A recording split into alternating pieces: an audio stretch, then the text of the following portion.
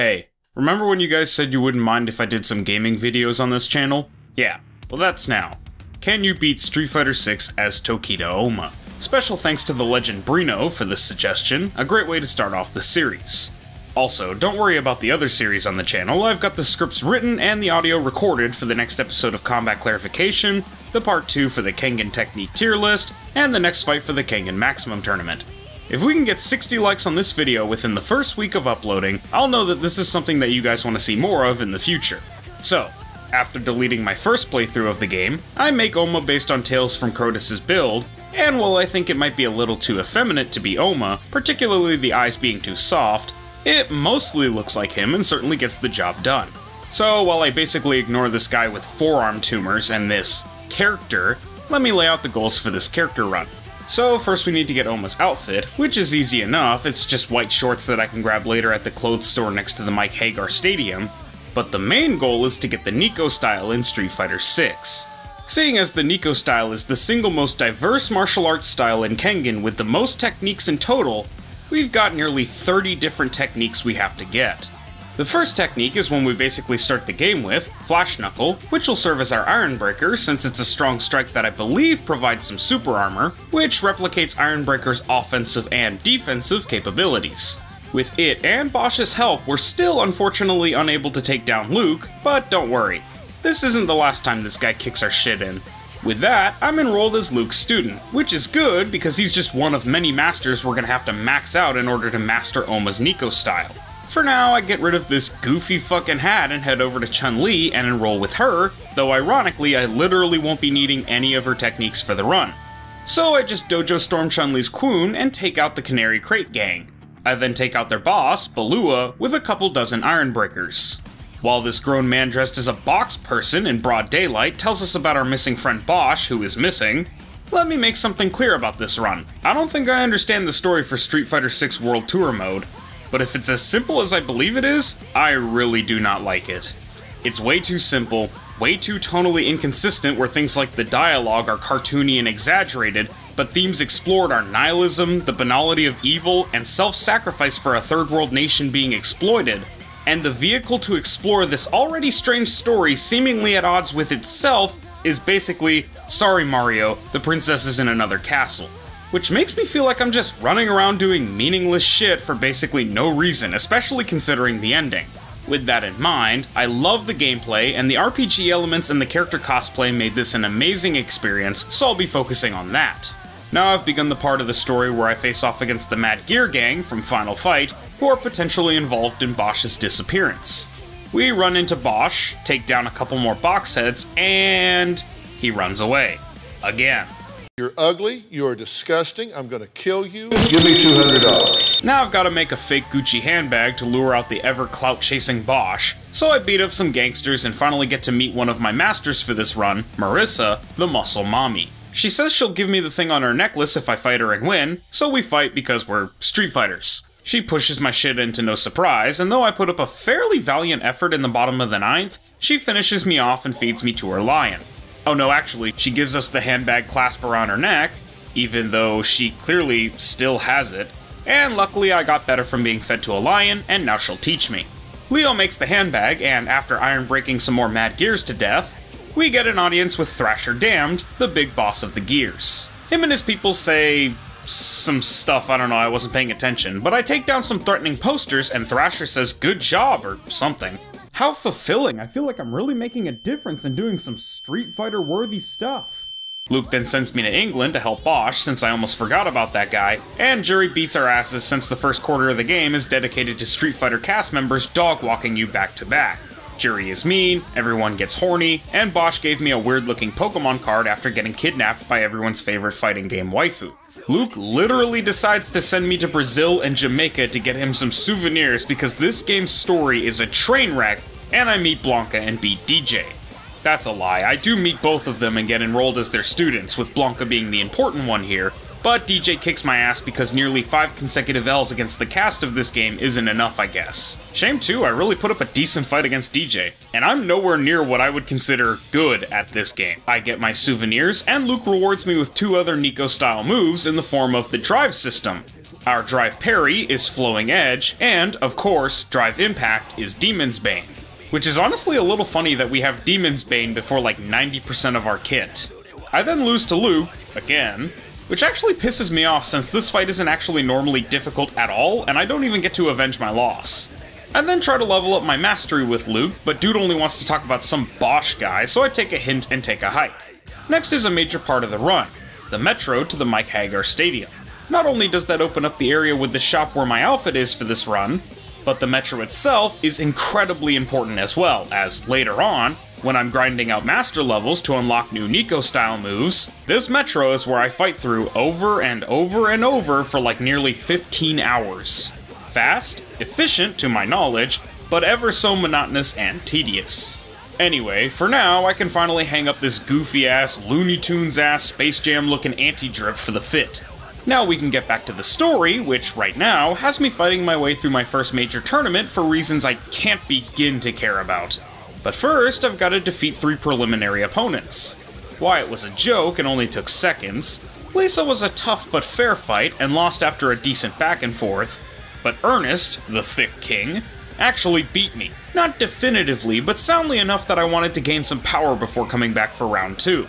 After being ruthlessly beaten by Master Luke, which honestly isn't that different from how Oma became as strong as he is, and after even almost beating Luke, I trained a bit more and decided to fight Ernest again. After getting brain damage from Luke so many times, Ernest didn't actually seem that tough. Ernest was strong, but he was also too strong, because after a bit of training, I came back with a vengeance and defeated him. I now qualify for the tournament, so to congratulate me and celebrate, Luke decides that I need to eat out of a tube for a couple of months. I get closer and closer, even using Flash Knuckle into a DDT or our Ironbreaker Revolution for the run, but even my new technique isn't enough to put me on top yet. And though I win a round against Luke, he narrowly takes a round for himself and then wins a second consecutive round again by the skin of his teeth. That loss hurt, but it's almost time for me to use my Flowing Edge, Demon's Bane, Ironbreaker, and Ironbreaker Revolution in the Great Value Brand Annihilation Tournament. Before that though, I go ahead and do some groundskeeping like unlocking the Beat Street Fast Travel and beating Bao Bao Bro in an admittedly annoying and slightly difficult fight, even though this version of the fight doesn't even begin to come close to comparing to the later Bao Bao Bro fight in difficulty since, I don't know, I guess he's fiercely defensive of his Bao Bao Bro helmet. He was strong enough that, without more Nico-style techniques, I had to call Luke for backup, but it was smooth sailing from there. I also do some farming on the dock in preparation for the tournament. Afterwards, though, the tournament begins and Alan is my first opponent, where we have an intense back and forth that results in my loss in the first round. Round 2 starts real bad, and that pretty much dictates the pace for the rest of the fight, as, again, it's an intense back and forth until I eventually lose.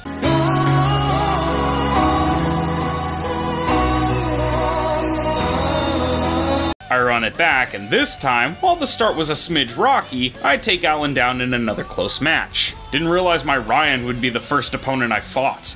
In the second round, he pretty handily beat my ass until I just decided to hit the main character plot armor button and Amazon Express deliver Alan as L. The next fight, Veronica, is a lot smoother. She beats me in the first round and decisively wins the first half of the second round, but by that point, I figured out her attack pattern and basically sweep her for the rest of that round and the next, netting me my next win. Next is the Nashal resistance fighter, the brawn and muscle of the people, Rawansha. In this fight, he's pretty damn tough, but not that difficult to deal with. He likes super armor and hardcore big meaty claw ham fist swinging, but Demon's Bane is a solid counter option and grappling basically shuts down his entire kit. It's by no means easy, with me almost losing both times, but a narrow, challenging fight is the most satisfying one to win, and boy was I satisfied. I think this is the first time Oma has won a tournament. After that, I work my way past some more Canary Crate losers before taking on my next soon-to-be master, Jamie Xu. His higher level, longer reach, and consecutive unpredictable strikes make it extremely difficult to get in on him, but I play the best Street Fighter 6 of my life and only barely lose even with all of those advantages for Jamie and his being on Rock Lee Drunken Fist time. Round 2 was a little more decisive, but I held my own, and after that, I put in the code that I just googled, same as my first run, and, after some more dock farming, I get my construction helmet and invade the CERN Tower. Before the CERN Tower though, I take out Carol, a strong fighter with a high level that I remember being really easy to beat for good experience. Lo and behold, I took her out with bare minimum difficulty. I get into the CERN construction site, beat Gus, and meet the legendary Ken. Yet another of the few masters that I won't be learning from, even though, now that I think about it, this version of Ken is probably the most similar to Nico 4 that I can think of, ironically enough. Now that I review the footage, the fight between us seemed pretty close. I even took a round, but at the time I was basically panicking the whole time. That was one tough fight. Next I meet Honda, another master whom I have nothing to learn from to add to the Nico style, but that encounter leads me to meet basically my Nico for the run, Ryu. I found his fictional, kickboxing-centric, grappling-heavy, rounded and balanced, modern-age Japanese martial art to be the most mechanically and thematically similar to the Nico style, so when we aren't farming master levels, we'll be using Ryu's Ansatsuken as our Nico style. First, let's fight our master. I start strong with a jump-in attack into several combinations, backing him into the wall, but he finds an opportunity to counter, and we start to trade. I use a Demon's Bane to stun Ryu, and, while he's stunned, I use an Ironbreaker Revolution that does good damage, but also breaks my drive. I'm throwing out as many combos as I can, with Ryu getting in counter shots here and there, but even with a shred of health left, he hits me with a Hadouken, almost killing me, tanks a Demon's Bane and an Ironbreaker, and then takes me out with a right hook to the body. The second round was going well to start, but with as little damage as he takes and as much damage as he deals, he was able to turn it around pretty quickly. After another Demon's Bane into an Ironbreaker Revolution, I basically immediately lost. Regardless, Ryu is apparently impressed and agrees to teach me. Kinda. In his own, the answer lies in the heart of battle kinda way. I got the keycard from Jonathan to break into the CERN building, which I'm doing for some reason. Quickly beforehand, I get Jamie as a master and snag some new Nico-style moves. To represent Swimming Swallow and its consecutive unpredictable strikes, we have Free Flow Strikes and Free Flow Kicks. No other moves and no super arts yet, but at least we're making progress on the Nico style. After using Swimming Swallow to demolish the new mythical fighter, Night Shift Gus, I scale the tower and, though it seems like I'm being followed, I make it to the main building pretty easily. Robots are kind of annoying to fight, and the place is a bit of a maze sometimes. But I get my lab coat and make it to the computer before being jumped by Kimberly, another one of our masters. Fun fact, I despised Kimberly when the game first dropped because I hate dancing martial arts styles, where people think dancing can be martial arts. Now, I want to clarify, this is different from Capoeira, which is a martial art that looks like dancing. My beef is that you can't hammer a nail with a screwdriver, or rather you shouldn't because you can just use a hammer. Martial arts are for fighting, dancing is not. Also, as the Bushin Ryu Ninjutsu rep, she potentially took Guy's place, and Guy is my favorite Street Fighter character. So that also miffed me, but I've actually come to like her. I still hate the dancing and hip-hop shit, but her Bushin style is pretty cool and I enjoy her as a character. Still holding out hope for Guy, but whatever. We fight, and I start with a Demon's Bane into an Ironbreaker Revolution, a classic, and lead into some pressure, but her being 2 levels higher means a single touch from her takes away a quarter of my health. I try to use some Swimming Swallows, more pressure, Demon's Bane and Ironbreaker Revolution again, along with more Swimming Swallows, but Kim just shuts all that shit down. Second round was a total L, couldn't even get her to half health, but I guess that's to be expected all things considered. If it was that big of a deal, I don't imagine you could progress the story after losing. I fight this Fridge and his buddies, even losing in the process, but I rise up and finish the fight. God, I hate those guys. Fridges are the worst enemies in the game. I get out of there and then enroll as Kim's student, but unfortunately, our Raging Fire substitute, Sprint, uses the same inputs as Free Flow Strikes and Free Flow Kicks, so for now we'll have to put Raging Fire on the back burner and keep getting the most out of our Swimming Swallow. I take another shot at Luke the next day, starting with the signature Demon's Bane Ironbreaker Revolution combo, follow up with continuous combos and Ironbreakers when I can slip them in, and though Luke tries to bring the fight back, I break his drive with another Demon's Bane. With a combination of strikes, an Ironbreaker, and a Swimming Swallow, I take the first round against Luke. Unfortunately, after pausing for real-life stuff, I seem to have lost all momentum, mojo, and some other thing that starts with an M, because even with my normal Demon's Banes, Ironbreaker Revolutions, combos, and Swimming Swallows, Luke evens up the fight and takes the next round. In the final fight I use Ironbreaker as tactically as I can and keep filling the space between us with longer range combos, countering big attacks with Demon's Banes and Swimming Swallows where I can, but even with some decent mixing of Ironbreaker and Swimming Swallow back to back, Luke puts me down. Guess I'm not quite there yet. I swing by Guile's carrier and kick the shit out of his Roomba. We don't need Guile as a master, but America. Li Fen, Chun-Li's main disciple and the girl she saved from Third Strike and Street Fighter IV and basically every Street Fighter game, has gone missing, and apparently the only recourse is to hunt down this delivery boy and push his shit in. Well, that doesn't quite happen. Bao Bao Bro is way too much for me. One of the 3 hardest fights in this run in my opinion, so I'll have to come back after some grinding. During the grinding, I got Avenger from Luke, the move that will be our Fire-Water technique, but it suffers the same problem as Raging Fire and Swimming Swallow, same input, so I'll have to use it later. I grind some more, finally resorting to beginning what would end up as over 10 hours of fighting back and forth through all the Metro carts hundreds of times. After some grinding, I take another crack at Bao Bao, but while it starts off as a bloodbath, he still turns it around on me. One last go, but this time, I decide to make use of that currently useless super meter by calling in the only other fighter to give me this much trouble, our Nico 4, Luke. He still kicks my ass in the first round, but I bring it back in the next and finish him off in the final round, earning his Bao Bao hat. I head over to Jamie and pick a fight, but despite my signature combo and me using Demon's Bane, Iron Breaker, and Swimming Swallow to the best of my abilities, Jamie drops me in the first round. I start the next round with the signature special, but any and all follow-up is quickly shut down by Jamie's long-reaching continuous attacks. I hit him with another Demon's Bane Iron Breaker Revolution, but he finishes me off soon after, and with style. Well, armed with my Bao Bao mask, I infiltrate the Mad Gears and rescue Li Fen, with this being where she got hauled off to so Thrasher could hold her hostage to recruit me to beat the Crow Gang and represent them in the Saval Hall Tournament qualifier tournament. Behind this mask. Behind that mask Is another mask. Pretty cool, huh? Before that though, we've got to escape, and that means blowing through Thrasher and his cronies.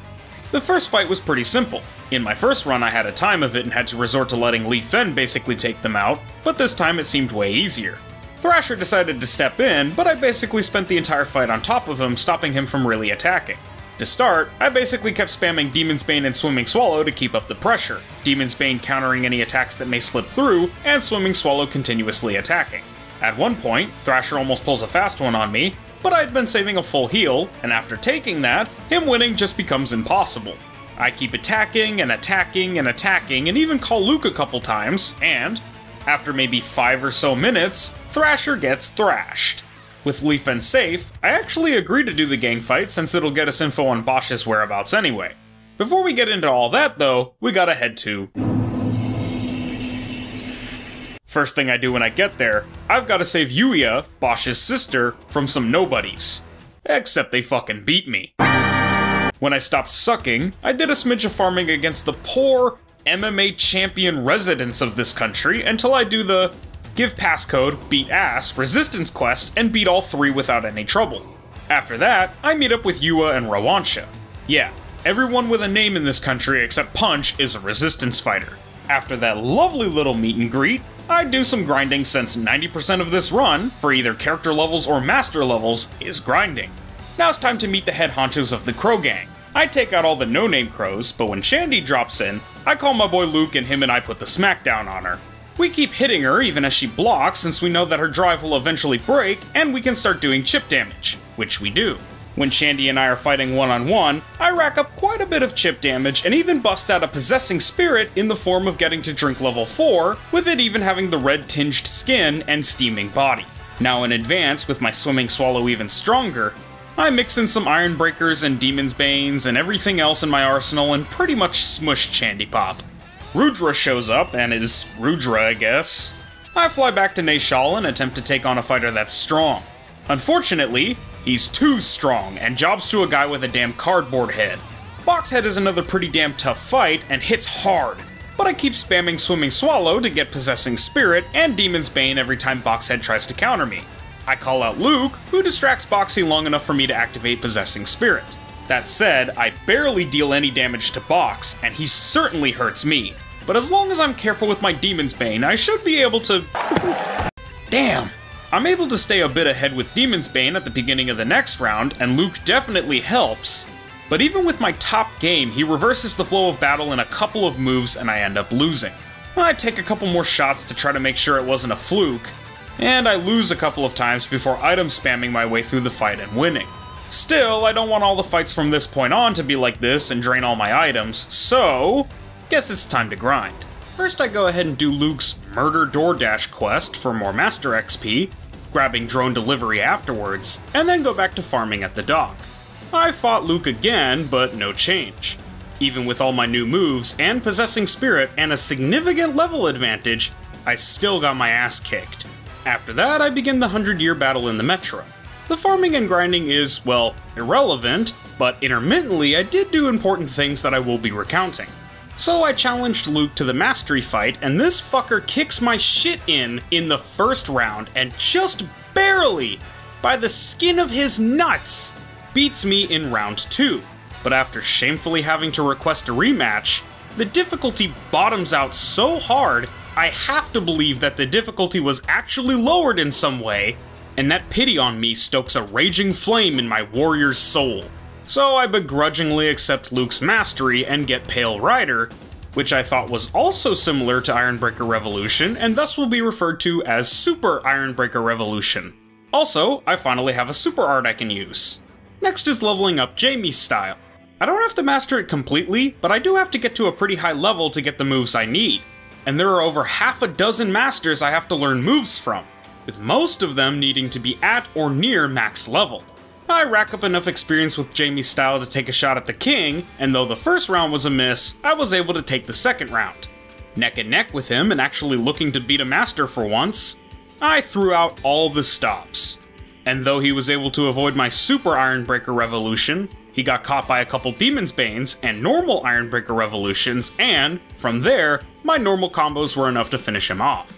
Just like I don't understand how the level like 10 Thrasher Damned could rival the level like 30 Rudra, I don't get how Jamie here is a rival for the unbeatable Luke, but whatever. I train some more in the Metro and get the Devil's Song, a second level super that lets me briefly but immediately activate Possessing Spirit. I fight Jamie again after about 40 minutes of grinding the Metro like a Subway Surfer, and I pretty much dominate him. Round 1 was a landslide, and though round 2 was closer, I never felt like I was at risk. 20 minutes later, I picked up my next technique I needed for the run, Swagger Step, or Flashing Steel Pierce.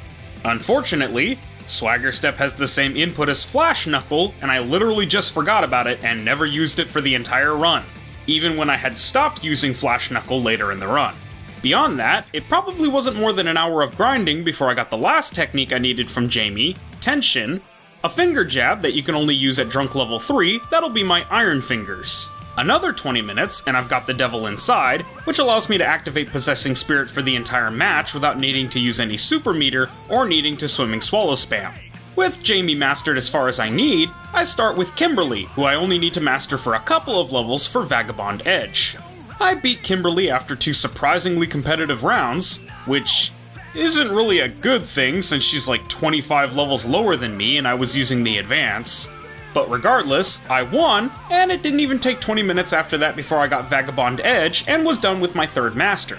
Next up, Marissa, the most irritating one for me since I only needed one move from her, Scudam, to be my Indestructible since it's a move that gives you super armor for shielding yourself with your muscles, like Indestructible, but I need to get her to mastery level 17 to get that. In my advance, with a lot of adamantine kata like Ironbreaker and Iron Fingers, as well as some Swimming Swallows and Demon's Banes, I take down Marissa in the first round and finish venting my frustration about the first 16 of her mastery levels being useless by finishing her off in round 2. An hour and a half of grinding later, and I beat up Marissa's love interests, demolish Marissa in a double round domination, and beat her even worse a second time, then finally earning Scudam, or Indestructible. Nearly an hour and a half after that, and I was able to beat Blanka twice and gain the backstep rolling attack, the only technique that I would need from him in my Earth Shrinking equivalent. 40 more minutes after mastering Blanka as far as I needed, I grind out levels for our main Nico style, Ryu's Ansetsuken, and in the process gain Hashogeki, or Chi blockage, and High Blade Kick, or Will-o'-the-Wisp. To get there though, beyond the grinding, I had to fight Ryu. For the first fight, I desperately tried to start with Advance, but when he just Hadouken spammed in response, I busted out the Demon's Bane and Ironbreaker Revolution. More Advance attempts led to more Hadoukens, so I tried to use some Flowing Edge to shut his attacks down. Eventually, I managed to unleash the Possessing Spirit, and with some Iron Fingers to create openings, some Swimming Swallows to lay on the smackdown, and some Flowing Edges to close the distance, I was able to keep up the Nico-style assault and finish him off in the first round. The second round didn't start too great, but the counteroffensive began. When I evened things up, Ryu fought pretty damn fiercely to try and win the round, but I was able to match the pace and keep up with him well enough to wear him down and take him out for the win. That win got me chi blockage, but Ryu's already ready for a rematch, so I oblige. I get advance out ASAP, Flowing Edge to get my drive full, and start the game of full body footsies, where I open him up with Iron Fingers and follow up with Swimming Swallow, or open him up with a Demon's Bane counter and follow up with an Iron Breaker Revolution. Still, he takes quite a bit of punishment only to dole it back out, even pushing me to a drive break after some tactical defense. But I just start relying on Iron Breaker to make up for my lack of Demon's Bane accessibility. Finally, I'm able to close round 1 with an Iron Fingers into a Super Iron Breaker Revolution. I tried to start the round with an Iron Breaker charge prediction, and while it doesn't go quite as planned, I seize the initiative.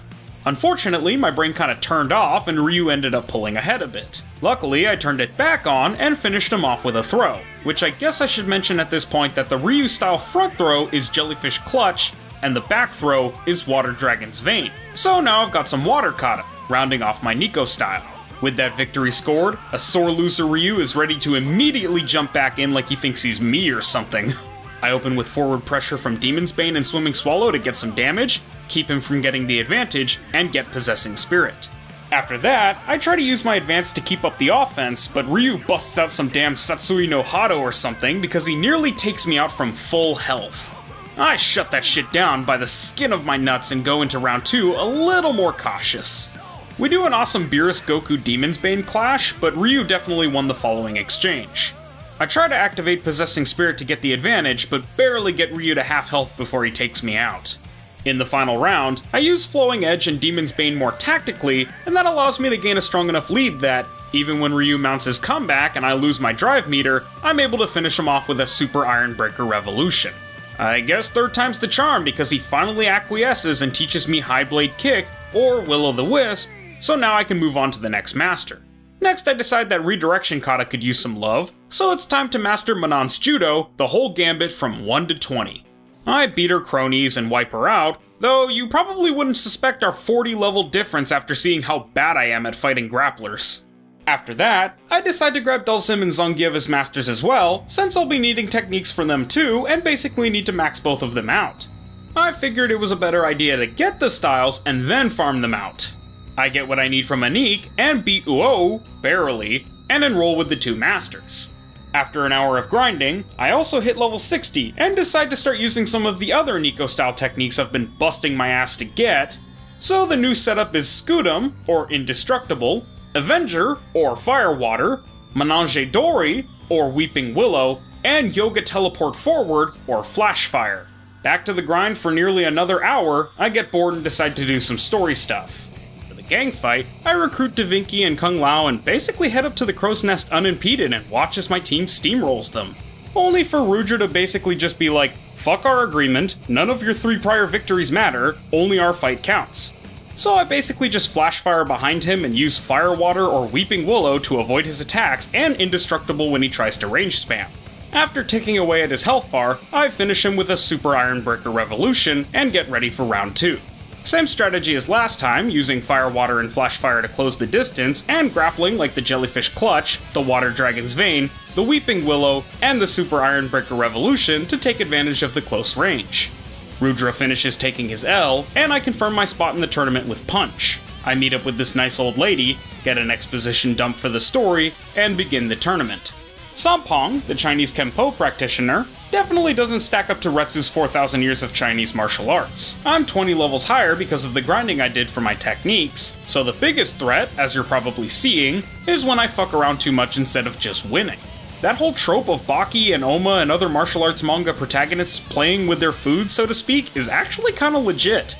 Particularly, I spent most of the fight trying to get timing and technique down for Indestructible, but when I just wanted the fight to be taken care of, I basically just spammed Weeping Willow and Demon's Bane with Possessing Spirit.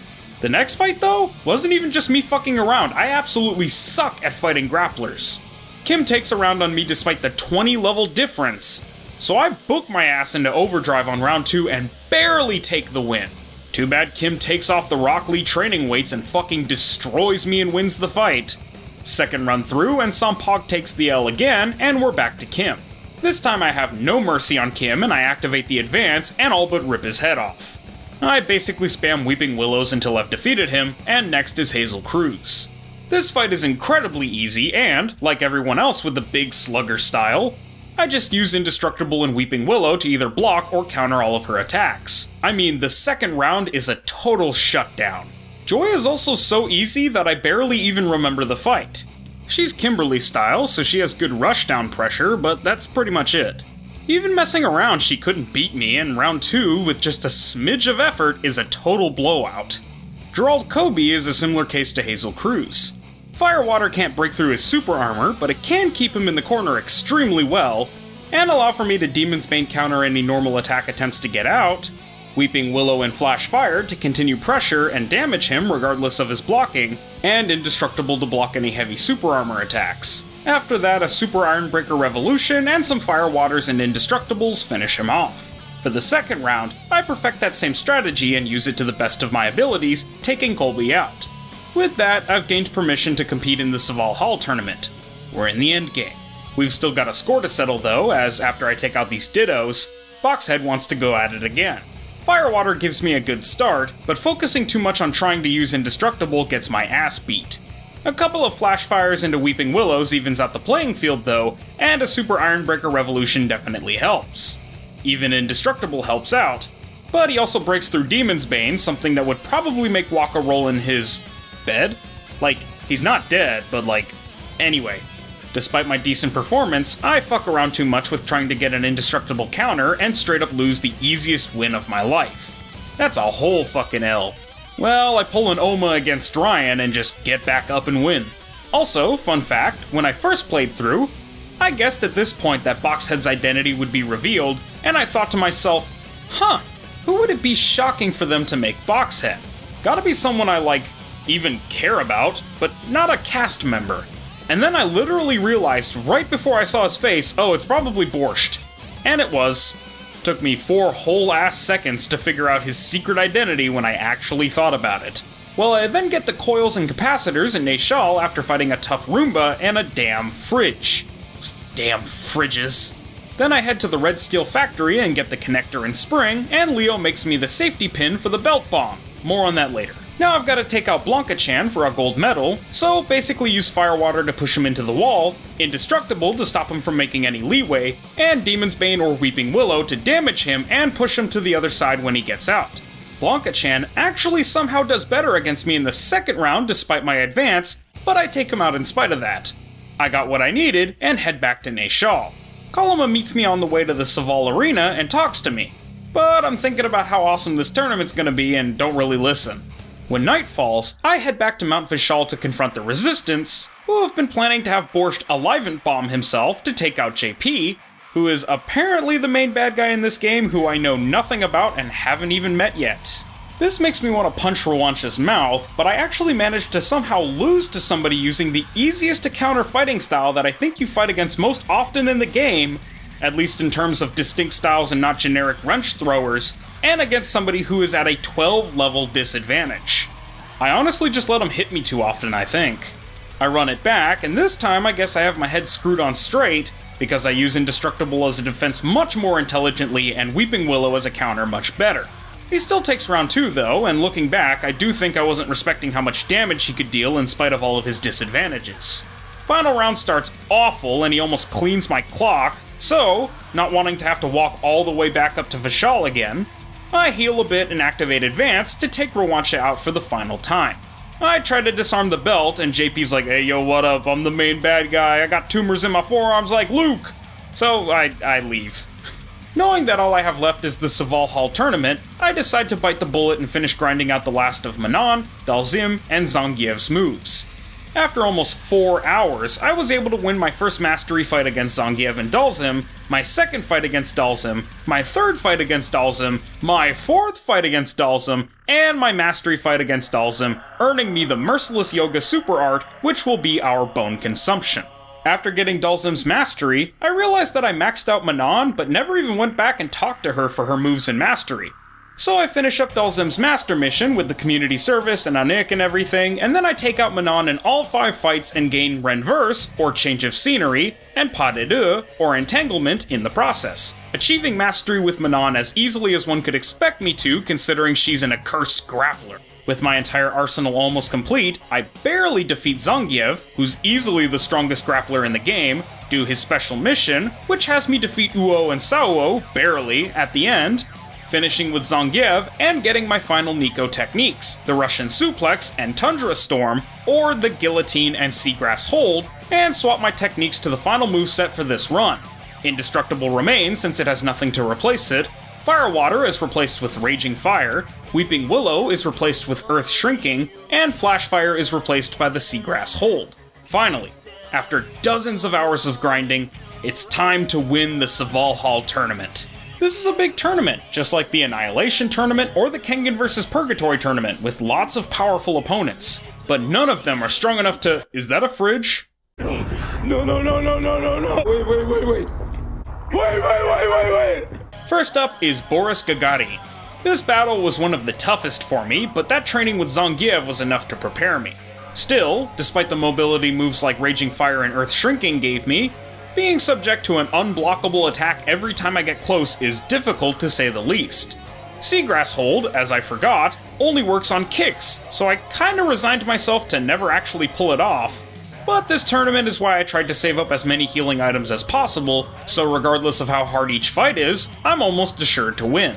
Still, Super Armor stopping my counters and Grapples countering all of my attacks is incredibly annoying to deal with, but after landing an entanglement and getting stomped on a bit, I'm able to take the first round. Round 2 is a lot of the same, but the result is the same as well. Carmilla the Boxhead was a joke, and nothing of any significance really happened in either round other than her defeat. Gora Ndiaye was a pretty tough customer and served as a roadblock for me in my first playthrough, but this time around he was at least easier than Gagarin. With a Demon's Bane into a Raging Fire, I was able to take the initiative, but lost it in a Seagrass Hold attempt, having to get it back with another Demon's Bane. After a couple of Raging Fires, Gora turns it back around to me and drive impacts to start attempting his counter-assault, but after quite a bit of back and forth, I broke his drive meter and beat him. He beats me in the first half of round 2, but I was able to even things up pretty quickly, and, after an even fight, I activate Advance and barely snagged the victory with a Demon's Bane. Lima Bien was not Bien, because this guy did not live up to the semi-final fight between Oma and Cosmo. He wasn't weak, just mid. I had plenty of opportunities to mess around and try things while being able to even things up pretty quickly with Demon's Bane and Raging Fires, and even some Jellyfish Clutches and Water Dragon's Veins. The most difficult thing to deal with was his teleportation and figuring out the timing, but I got it done. The intensity of round 2 was the same, just a playground to test some combinations and options. He got close to being a threat, but when I turned things up just a bit, he bowed out. Finally, me and Box Guy have a heart-to-heart even though we're barely acquaintances, and it's time for us to have one final fight. Bosch kicked my ass. Earth Shrinking helped me to avoid some of his attacks, and I was able to land some pretty solid blows, but if I fucked up, I mean, just look at that damage, my guy! What's worse is that dude just keeps going. It's ill-advised to try to tank through it or counter it, and eventually I figured out the way to fight this guy is to either just keep attacking without giving him a chance to attack, or dodge if he does. After a long, arduous battle, I win the first round, but I start off round 2 with a missed entanglement and no meter, so badly. The energy blast he does also makes distance management a lot more difficult, and I lost drive for a time, which really hurt me. But I used an item that full healed my health and drive, which gave me the fighting chance from there that I needed to put the pressure on and fight back. It was still a very challenging process, but definitely not frustrating like fighting against a grappler. And after a while of fighting, healing, and getting great shots in where I could, I defeated Box with a magnificent entanglement. So I win, but JP knows that there's a bomb in the belt, the bomb Bosch was going to use to destroy him, so JP makes Yuya, one of the tournament dancers and Bosch's sister, give me the belt with the bomb active. Bosch freaks out and sacrifices himself to save Yuya and everyone else, without us ever even getting the chance to use the safety pin to turn the bomb off. JP laughs at our friend's death, and we catch the Sly Dog monologuing. Now, the final fight begins. JP is fast and strong, but I'm able to use Demon's Bane and Raging Fire to back him into a corner. He attempts to escape, but another Demon's Bane seals his fate. Jellyfish Clutch into Raging Fire into a successful Seagrass hold out of fucking nowhere into an indestructible counter. Even after being thrown away, I cannot be stopped. Demon's Bane, Water Dragon's Vein, Raging Fire, and then Possessing Spirit enters the fight. I don't know if it actually makes you any stronger, but it feels good to push him back into the corner with the advance in full throttle. 2 more Jellyfish Clutches, a Demon's Bane, and 1 last Water Dragon Vein to win the first round. Final fight, final round. I rush down as hard and as fast as I can, and back him into the wall, but JP turns it on me, throwing me into the corner and drive parrying my Demon's Bane to escape.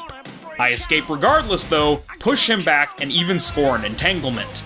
With him at half health and with barely any drive, I go to town picking him apart. And though he tries some last-ditch, psycho bullshit attack, it basically does nothing, and in spite of him hanging on as hard as he can, I finish what I started.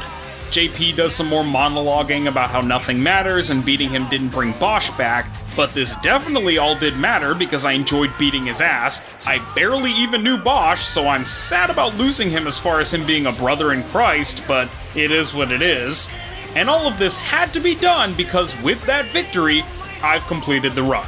Unfortunately, there were some moves I never actually got to use, like Change of Scenery, Chi Blockage, Guillotine, Flashing Steel Blast, Flashing Steel Pierce, and Will-O-The-Wisp, as well as moves that were in the game and matched some Nico-style techniques well, but are not available for your character to learn, like Kimberly's Emergency Stop for Phantom Pace, Marissa's Enfold for Screw Cutter Jizo, Luke's No Chaser for Flashing Steel Smash, and DJ's Juggling Dash and Sway for Flickering Flame, and moves I simply could not find an equivalent for in Street Fighter VI, like Bone Binding, Marionette, Bind of Pisces, Water Mirror, and Void, but regardless, I was able to construct Oma, dress him appropriately, give him equivalent moves I thought were similar in at least some aspect to techniques from the Nico style, and beat the game with them.